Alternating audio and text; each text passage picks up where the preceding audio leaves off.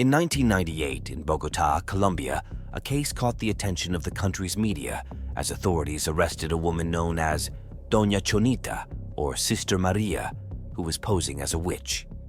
This woman, María Concepción Ladino, born in 1960, was dedicated to performing witchcraft, deceiving people with the promise of curing diseases and multiplying their money. However, their supposed spells and rituals only served to defraud people and keep their possessions. A notable incident occurred when, after an argument with a neighbor, this woman began moving her hands strangely and conjuring incomprehensible words. A few days later, the neighbor experienced severe bone pain, which led the community to associate her with the witch. Taking advantage of this situation, María Concepción began to offer her supposed spells to the neighbors, gaining their trust.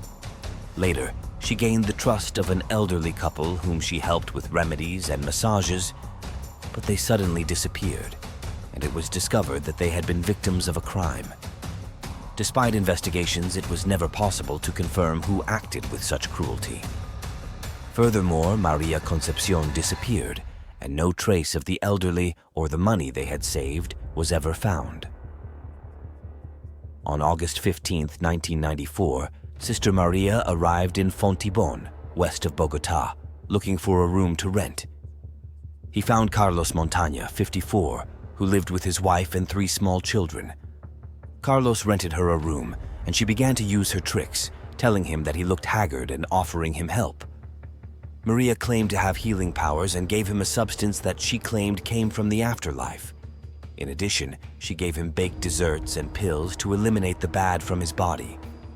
However, what Maria had really given him were laxatives.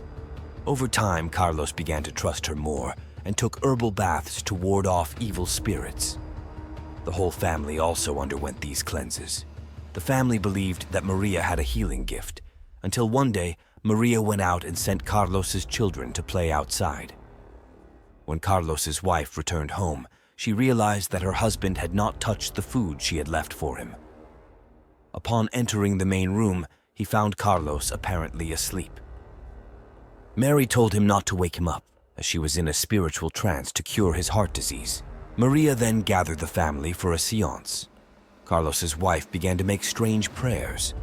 Carlos felt a chill run through his body, so his wife quickly ran into the room and approached him.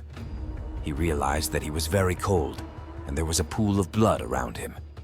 At first, he thought he might have had a heart attack and an artery had burst. The witch told him to wait and that she would call the police, but one of the children had already called the officers. Within minutes, police were at the house. When they saw the body, they realized that he had a wound on his neck. Both women were questioned, but neither claimed to have seen anything. The widow did not report the incident for fear of the tenant's supernatural powers. Later, she learned that her husband had been poisoned and then had his throat slit. After this incident, the widow began receiving letters supposedly written by her husband from the afterlife. In the letters, he told her to trust María Concepción, as she would help him find peace in the afterlife. He also asked him to give him his assets. However, this time the widow did not believe, and when she was about to sign the documents, she regretted it and threatened to denounce Maria. The next day, the witch disappeared and moved to another neighborhood. In her new place, Maria met Nevardo Adalberto Guevara Torres, owner of 2 taxis with problems generating income. Maria offered him healing services and elimination of evil spirits, as well as improving his businesses. Nevardo and his brother came to her, and Maria claimed that business was salty and that she could help.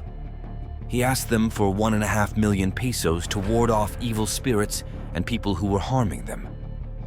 Maria subjected them to sessions of herbal baths and miraculous potions, but after several weeks, Nevardo realized that nothing had changed and that the sessions had not helped him at all. Discouraged, he decided to sell his taxis and placed an advertisement. Maria found out and offered that her son would buy the taxis, asking him to withdraw the advertisement. Nevardo sold one of the taxis to Maria, and they closed the deal for 11 million pesos. Maria paid with a check, but before cashing it, She convinced Navarro to undergo a purification bath in the Caquetá River to protect himself from anything bad that might happen. Navarro went to the river and was never seen alive again. After that, they began searching for the alleged witch, as all clues pointed to her being responsible. Only a week later, she began sending letters from the afterlife to Navarro's family, but they did not believe her and decided to report her to the police. Finally, she was captured and accused of fraud. However, due to the lack of evidence in Navarro's case, he regained his freedom and returned the vehicles. Upon being released, she left there and moved to Bucaramanga, where she was known as Sister Marie. In August 1996, he did his thing again. His next victim was an elderly woman named Ida Sanchez Flores, who was a jewelry seller. He applied his same modus operandi and made her believe that for her business to be prosperous, she had to ward off bad energies. One night, they agreed to meet at the house to do the ritual.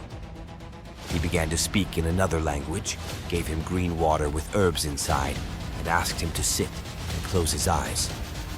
It didn't take long and the woman fell to the ground, having given her a good dose of benzodiazepines. Maria searched the entire place, took the jewelry, and before leaving, took the keys to Ai's car. He dragged her and put her in the car, then drove a few kilometers until he reached a lonely place. Once there, he doused it with gasoline that he had previously purchased and set it on fire. Her body was found the next day and Sister Marie had disappeared again. She returned to Bogotá and became friends with a woman who had 3 million pesos saved. In the same way, he brainwashed him and gave him his famous potion.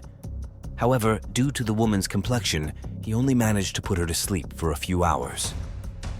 Maria stole the money from him and left thinking he was done with her. But unexpectedly, the woman woke up and wanted to report the incident. However, the witch threatened her, so she preferred to remain silent.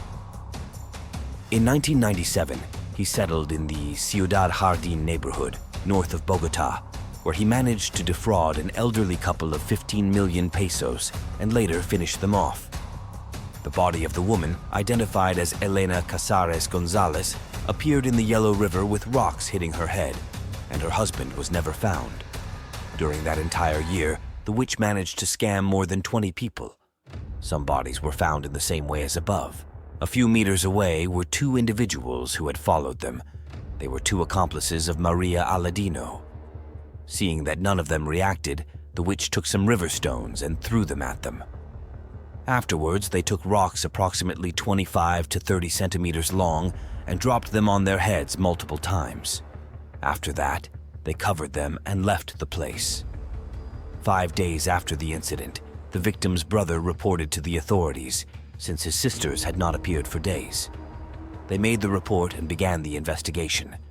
When questioned, he mentioned that a witch had been convincing his relatives that their inheritance money would be multiplied with a ritual. The only thing I knew was that she called herself Sister Marie. In a matter of days, they found her address, but when the police entered the room where she rented to question her, they had already left and there was no trace of her or the money. In September of that year, the trial against her began and ended on September 11th, 2002. She was sentenced to 39 years and 11 months in prison for having caused the death of 6 people, which was demonstrated in her complicity with Josué Quintín. Rincón, who was sentenced to 10 years and 6 months in prison for his complicity in the case of the Bello Clavijo sisters. As for his other accomplice, Milton Guzman, he was never arrested and to this day remains a fugitive from justice. In 2009, Maria Ladino was released to house arrest as part of a furlough program, which she continues to serve to this day. Well, I hope you enjoyed the video. Leave me your opinion in the comments. Don't forget to subscribe, like, and activate the notification bell so you don't miss our next videos.